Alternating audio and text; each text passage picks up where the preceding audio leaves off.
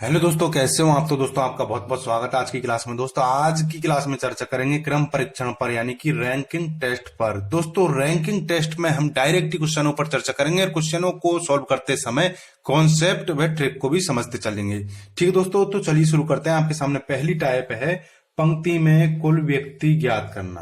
दोस्तों किसी भी पंक्ति में या कतार में या कक्षा वर्ग या श्रेणी में कुल व्यक्ति ज्ञात करने हैं आपको, तो किसी एक व्यक्ति का दोनों तरफ से स्थान चाहिए।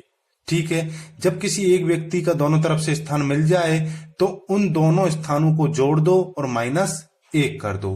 ठीक है दोस्तों, तो आपके सामने पहला क्वेश्चन है। देखिए क्वेश्चन है, किसी पंक्ति में राजू बाएं से 11वां है तथा दाएं से भी 11वां है, तो पंक्ति में कुल कितने व्यक्ति है। तो कुल व्यक्ति ज्ञात करने हैं, तो कुल बराबर लेफ्ट प्लस राइट -1। तो देखिए लेफ्ट से 11वां है राजू और राइट से भी 11वां है, -1, 11 दूना 22 -1 करेंगे तो 21 हमारा आंसर होगा। ये तो ट्रिक है दोस्तों। ठीक है, अब कॉन्सेप्ट देखिए, यह एक पंक्ति है, यह पंक्ति का बायां भाग है और यह पंक्ति का दायां भाग है।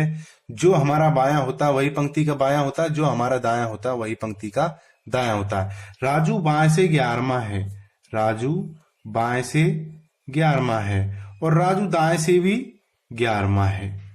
ठीक है दोस्तों, अब राजू बाएं से 11वां है तो राजू के बाईं तरफ यानी इधर कितने हैं, 10।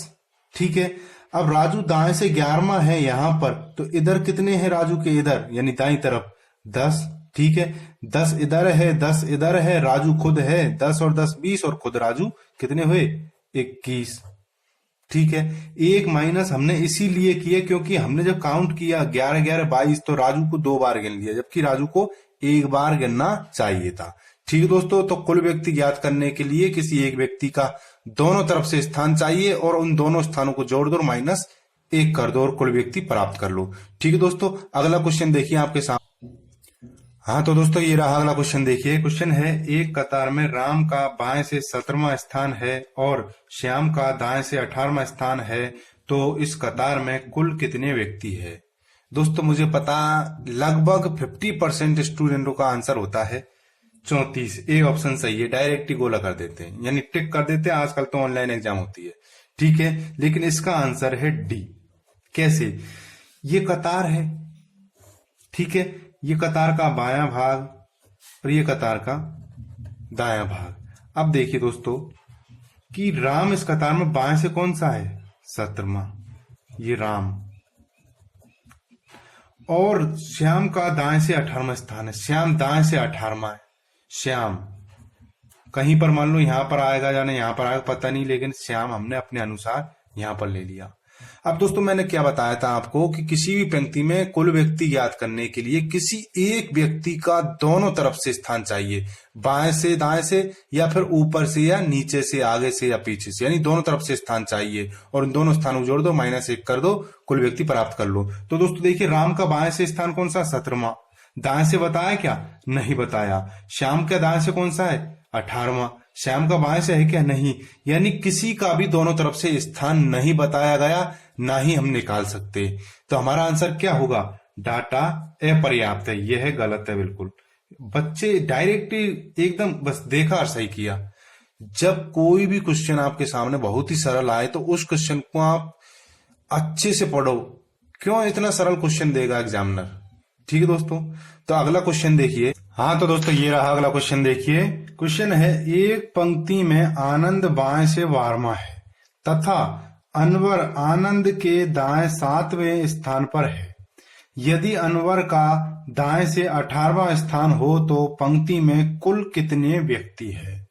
तो दोस्तों देखिए यह एक पंक्ति है, यह पंक्ति का बायां भाग और यह पंक्ति का दायां भाग। अब हमसे कहा जा रहा है कि एक पंक्ति में आनंद बाएं से 12वां है, यानी बाईं ओर से 12वां है, तो बाईं ओर से 12वां है। ये लीजिए कौन, आनंद बाईं ओर से 12वां है।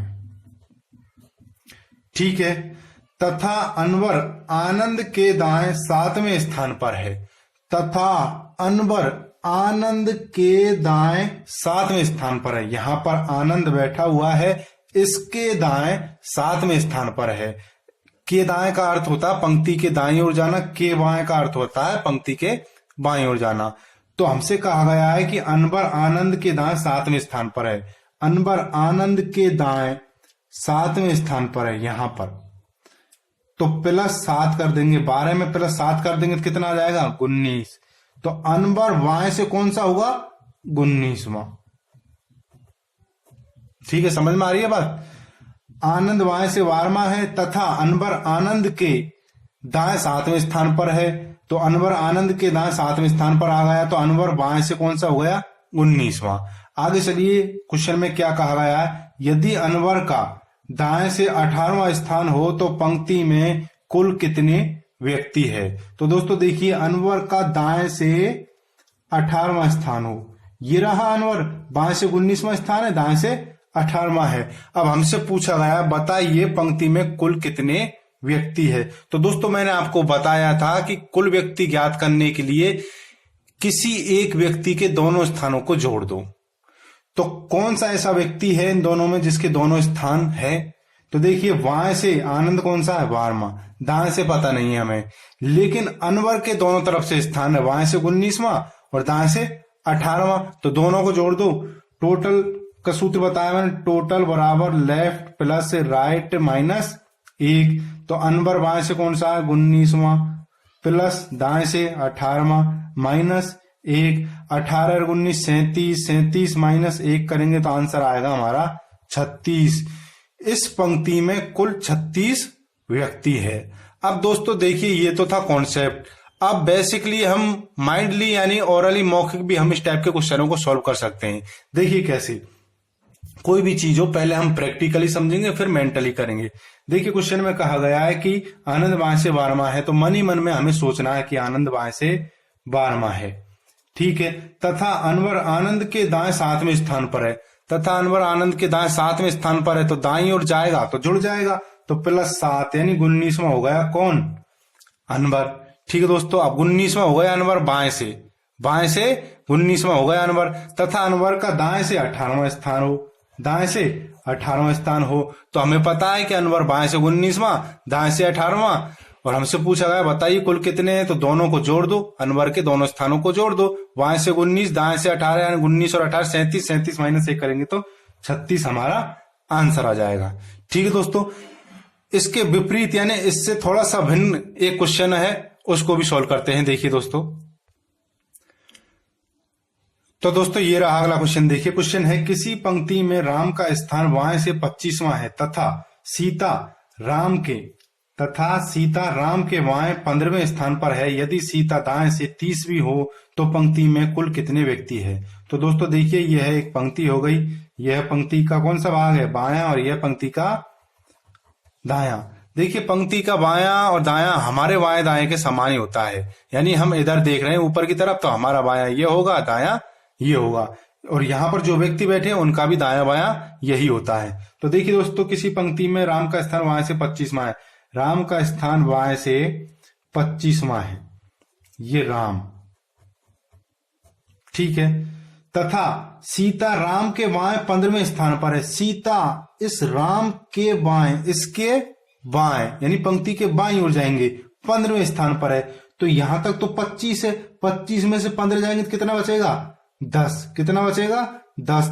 तो सीता बाएं से कौन सी हो गई, सीता बाएं से 10वीं, ये सीता है दोस्तों, ये बाएं से 10वीं हो गई।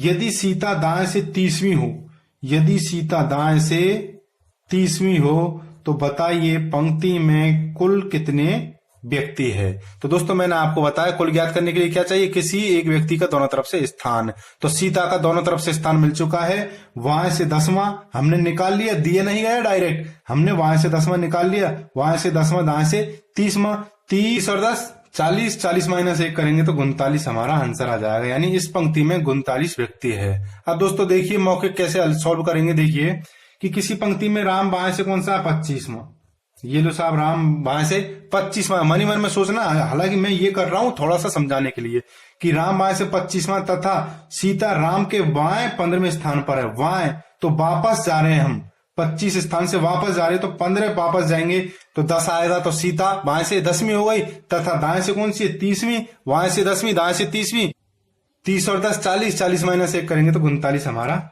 आंसर आ जाएगा। ठीक है दोस्तों, अगली टाइप आती है अपन की कि किसी पंक्ति में दूसरे तरफ से किसी व्यक्ति का स्थान ज्ञात करना। यह टाइप हम अगली वीडियो में पढ़ेंगे। ठीक है दोस्तों, थैंक्स फॉर वॉचिंग।